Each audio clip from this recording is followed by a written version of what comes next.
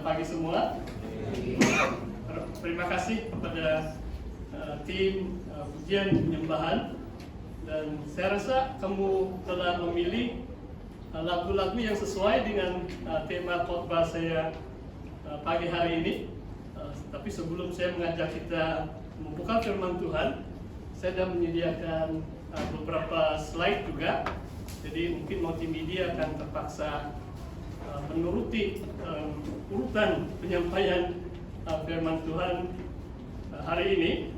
Terlebih dahulu saya ingin mengucapkan terima kasih kepada pimpinan sidang ini, khususnya kepada Pastor Mojilis yang saya lihat selalu sibuk, sentiasa sibuk karena memberi undangan kepada saya. Saya mengenali Pastor mungkin sejak 2 tahun yang lalu melalui satu pertemuan yang tidak dirancang bersama Reverend Jensi, mungkin 2 tahun yang lalu di kedai kopi, tapi kemudian di SDS tahun ini, dan rakan sepelayanan saya juga Pendeta Parasin ada di sini. Dan ini kali pertama saya berkhotbah di gereja Protestant Church in Sabah atau off Sabah? In Sabah. In Sabah. Saya syukur ya, Protestant Church in Sabah. Mungkin saya boleh sebab baru juga saya tahu nama sekolah kamu, Luther Seminary. Tapi ini kesaksian pribadi. Waktu saya mengambil sarjana muda teologi di Auckland University, rakan baik saya melukis ini gambar Martin Luther, menghadiahkan kepada saya. Sebab selama dia mengenali saya, dia bilang, "Tony, you speak about Luther all the time." Sebab saya sangat minat dengan sejarah reformasi. Martin Luther adalah wira teologi saya bersama John Calvin, dan saya masih simpan itu gambar yang dia lukis. Harap masih ada di rumah di KK. Cuma saudara, hari ini saya ingin berbicara tentang kelahiran Yesus dengan memberi tema, karena kita dekat Christmas, dan saya mau baca dari Lukas bab yang pertama dengan tema Yesus Raja Orang Yahudi. Kita akan belajar tema ini bahwa Yesus adalah Mesias Yahudi, a Jewish Messiah.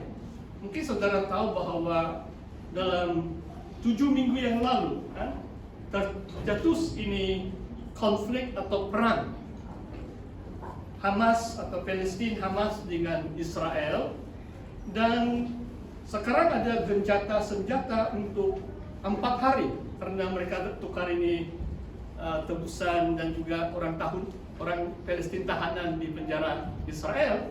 Jadi tapi kita berdoa supaya ini berlanjutan, sebab dalam perang pasti ada orang yang tidak terlibat secara langsung dalam perang ini akan menjadi korban. Kalau istilah orang putih, collateral damage.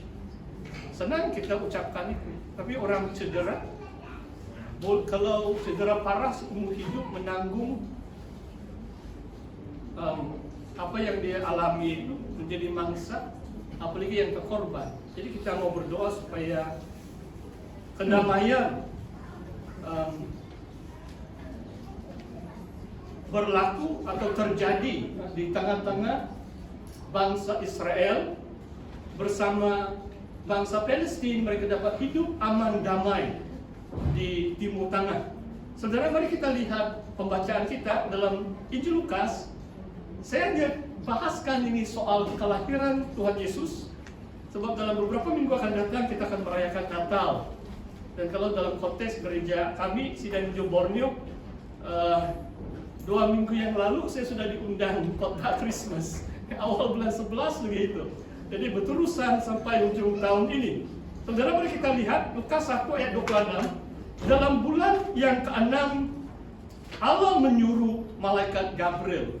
Mungkin saya mau coba beri sedikit penjelasan perkataan Allah. Seluruh perjanjian baru itu ditulis dalam bahasa Yunani. Kalau kita lihat Allah ini, bahasa aslinya adalah Theos. Theos. Dan tidak salah kalau kita terjemah dengan perkataan Tuhan. Kalau Tuhan izinkan nanti saya akan bicara lebih lanjut tentang itu. Allah menyuruh, ini terjemahan bahasa Indonesia, malaikat Gabriel pergi ke sebuah kota di Galilea bernama Nazaret kepada seorang perawan yang bertunangan dengan seorang bernama Yusuf dari keluarga Daud. Nama perawan itu Maria.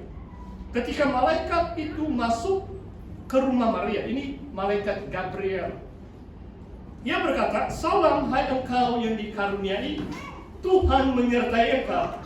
Maria terkejut mendengar perkataan itu, lalu bertanya dalam hatinya, apa arti salam itu? Kata malaikat itu kepadanya, "Jangan takut, hai Maria, sebab engkau beroleh kasih karunia, grace atau anugerah di hadapan Tuhan. Sesungguhnya engkau akan mengandung dan akan melahirkan seorang anak laki-laki, dan hendaklah engkau menamai dia Yesus."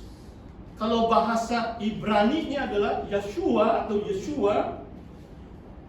Ia akan menjadi besar dan akan disebut Anak Allah yang Maha Tinggi, dan Tuhan Allah akan mengaruniakan kepadanya takhta Daud bapa leluhurnya.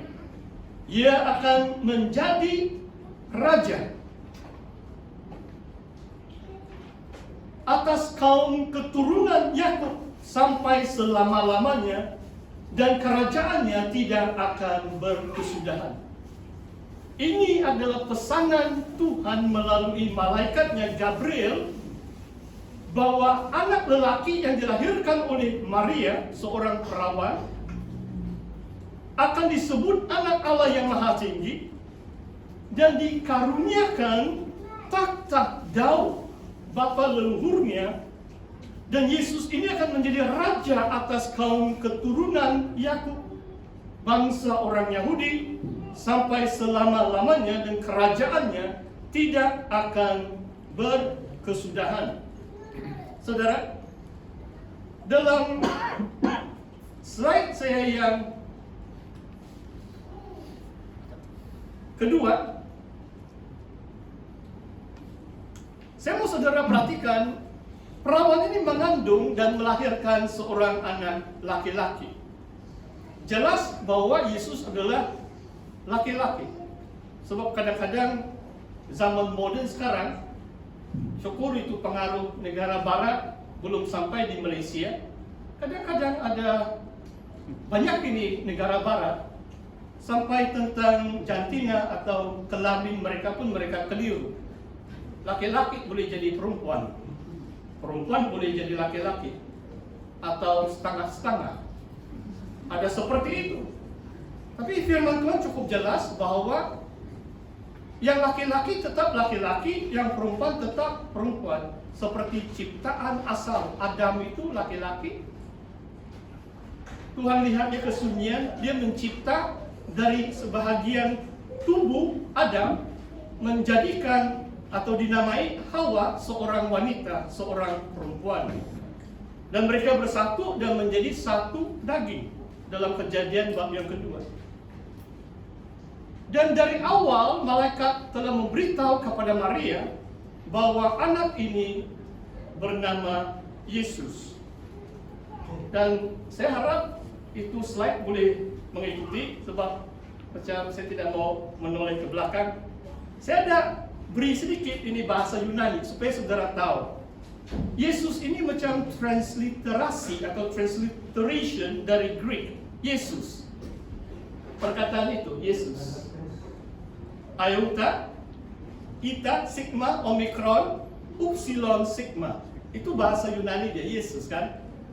Sangat mirip. Jadi syukurlah kan Alkitab kita Yesus.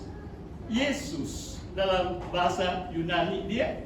Kalau saudara kenal ini abjad bahasa Yunani, karena waktu pandemik itu varian itu ada, itu varian Alpha, Delta, kemudian yang kurang apa itu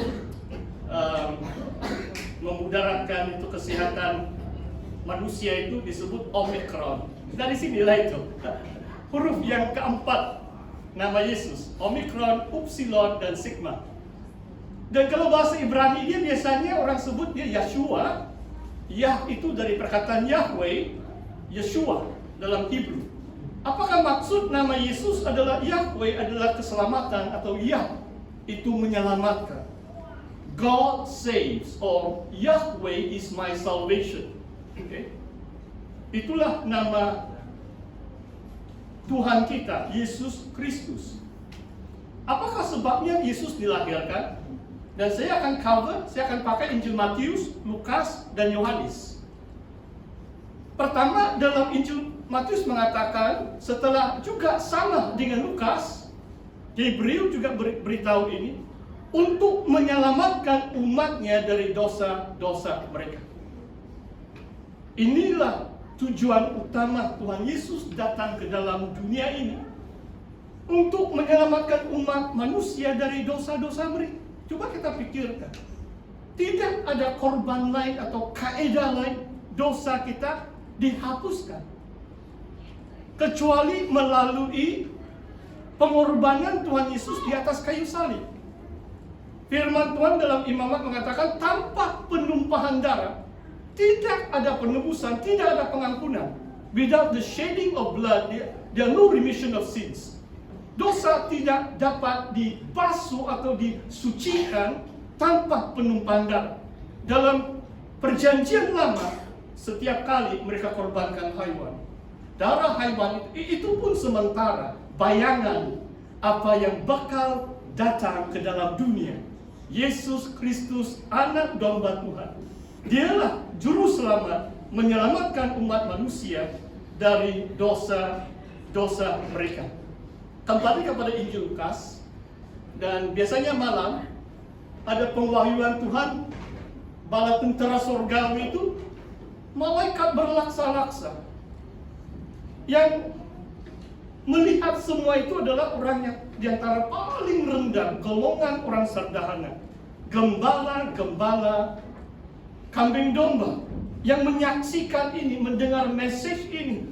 Hari ini telah lahir bagi kamu dalam bentuk jamak, yaitu bagi bangsa Israel yang diwakili oleh para gembala kambing domba, juru selamat, yaitu Kristus Tuhan di kota Daud. Tadi disebut Yusuf dari keturunan Daud. Kenapa?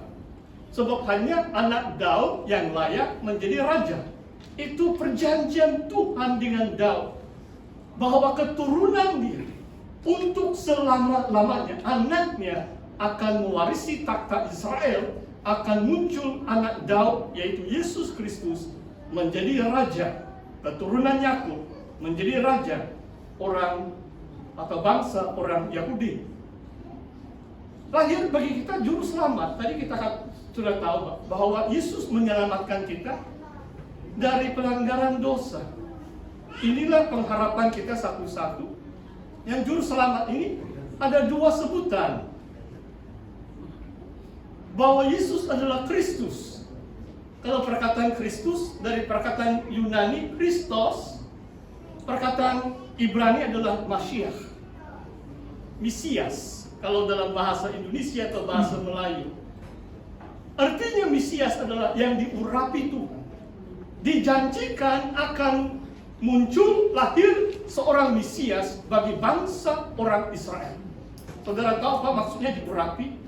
Dipenuhi dengan roh Allah. Mesias itu berkuasa melepaskan orang dari sakit penyakit, dari kerasukan syaitan.